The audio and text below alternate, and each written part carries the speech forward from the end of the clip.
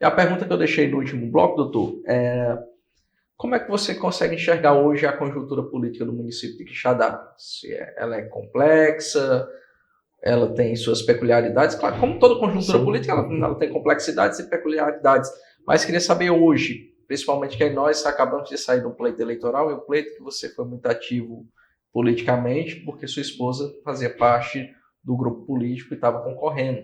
Hoje, como é que você projeta a estrutura política para o futuro, com base na conjuntura atual do município? Sempre eu comento que assim, Quixadá ele é um microcosmo do que acontece a nível de Brasil. É muito interessante lá. A gente sempre observa assim os efeitos, como a nossa cidade às vezes ela reflete às vezes até um cenário nacional. Sejam nas polarizações, nas discussões, nos debates, né? Eu sempre qualifiquei Quixadá e alguns amigos que a gente é próximo também, que vivenciam a política de forma mais concreta até, né? Eles sempre comentam que Quixadá ela é uma cidade que ela gosta de inovar, gosta de renovar, é uma cidade progressista, né? Até no seu pensamento, tudo. No entanto, Quixadá, a gente, nesse último período, a gente vivenciou essa polarização entre o PT e o antipetismo muito forte, né? Isso fez com que também, agregado a esse antipetismo, né, a gente vinha já de um tempo longo de que o ex-gestor Hilário Marques já tinha uma vivência muito grande dentro do município, já passou por 4 mandatos, veio de muitas eleições, né? Então é natural que haja um desgaste. E aí você junta esse antipetismo agregado também ao próprio anti-Hilário, né? As pessoas que rejeitavam já a figura dele por conta de algum desgaste. Diria até a você que esse eleitor, que era anti-Hilário, ele era até maior do que o anti-PT. Porque a ideia do antipetismo, né, que lá é muito propagada, lá você tem esse combate muito forte em Quixadá, mas ele ainda, na verdade, na eleição passada, ainda garantiu a vitória do Lula de forma expressiva em Quixadá, o Nordeste como um todo, mas mesmo assim a gente via o peso político ainda da figura do Lula, figura do Camilo, né, o próprio Elmano, que não era tão conhecido em Quixadá, mas tirou 24.500 votos, né, enquanto 2 anos antes o Hilário tinha chegado ao número só de 19.400 votos. Então a gente encontra, né, e encontramos em alguns momentos, eleitores que até votavam no PT, mas tinham uma dificuldade na liderança do Hilário Marques.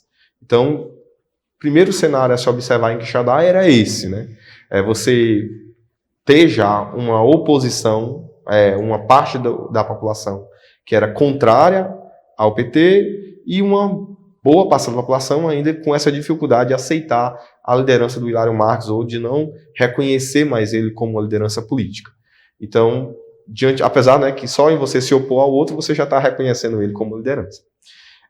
Atrelado a esse fato, né, que a gente também já vinha acompanhando, a gente tinha um crescimento, né, de uma direita, né, muito parecido também com o que acontece a nível do país, que é aquela direita mais radical, né, aquelas pessoas que de alguma forma vão mais naquela ideia, né, eu acho que bolsonarismo em si, né, então o bolsonarismo em Quixadá, ele não é tão pequeno. Na eleição passada também para presidente, o Bolsonaro chegou a quase 17 mil votos na cidade. E esse eleitorado, ele é radicalmente contra qualquer partido de esquerda, ou qualquer partido de centro-esquerda, ou qualquer figura que de alguma maneira, para eles, seja uma figura que de alguma forma venha a se aproximar de uma conjuntura em que o PT venha também estar compondo. Então, quando a gente observou esse cenário, e a gente veio analisando, 2020, quando a gente se lançou candidato a prefeito em Quixadá, nós vínhamos exatamente lançando uma proposta de uma renovação, abraçando a ideia de que a cidade tinha essa capacidade de protagonizar uma renovação política, de que a cidade teria essa capacidade de ser mais progressista e sair daqueles velhos nomes, daqueles velhos sobrenomes e abraçar uma causa diferente. No entanto, né, se juntando ao fato da pandemia, nós estávamos no processo eleitoral em plena pandemia.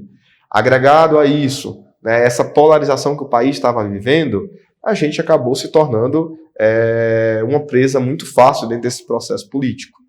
Porque nós tivemos 5 candidatos pela primeira vez em Quixadá. Em 2020 nós tivemos 5 candidatos, e a polarização extrema entre o PT e o anti-PT, e acrescentando a tudo isso aí o anti-Hilário, né, que veio também dificultando esse processo, e a gente aparecia como fomos o terceiro, entre os 5 ficamos em terceiro, mas meio que a gente ficava ali sendo massacrado entre essa polarização. Esse ano, agora de 2024, nós analisamos o contexto, até para entender melhor, fizemos algumas pesquisas qualitativas para entender mais ou menos como a população estava se posicionando, compreender de forma mais concreta o cenário, porque por mais que você more na cidade, por mais que você trabalhe na cidade, por mais que você esteja vivendo a cidade todos os dias, eu acredito muito que nada melhor do que uma análise mais técnica, né? Então, nós, como líder, né, do União Brasil, a gente estava montando o partido, a gente também queríamos entender de forma mais precisa qual era a visão da população. E diante disso, o que é que nós observávamos, né? Uma desmotivação do povo mesmo para ir para as urnas. Então, como toda cidade do interior, o processo político, aqueles meses, né, que se vivencia de forma mais enérgica a campanha, as pessoas elas se engajam, elas se envolvem. No entanto, fora disso, a população estava ausente do processo político. As pessoas não estavam motivadas a uma renovação, né, insatisfeitas, sim, porque a gente, por exemplo, nós tínhamos dados que 60% da população estava insatisfeita com a saúde.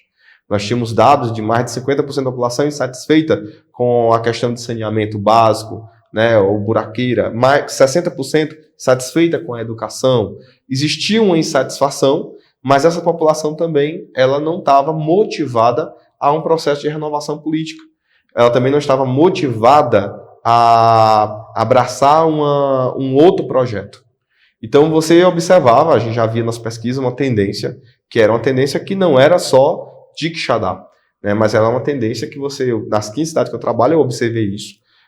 As pessoas, nosso deputado federal, Danilo Foster, conversando, a gente vê que é um cenário até nacional. Esse ano foi um ano em que 80% das prefeituras ou reelegeram ou elegeram seus sucessores. Então, renovação política nós temos só de 20%. Quixadá não foi diferente. Foi uma eleição que predominou o uso da máquina pública, a maioria dos gestores usando toda a estrutura para garantir uma reeleição. Nós tivemos os fenômenos das emendas PIX. Essas emendas elas foram cruciais, eu acho que para se chegar a esse nível de 80% de reeleições ou de manutenção de poder nas cidades. Quixadá também não foi diferente em relação a isso.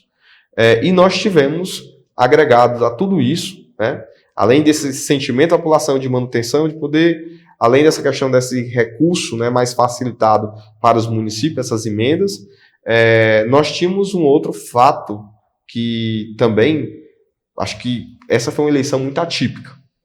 Qualquer pessoa que você conversar, que tenha participado do processo eleitoral em 2024, ele vai te dizer isso. Essa foi a eleição mais diferente de todas, mais do que na época da pandemia, e a eleição mais cara de todas.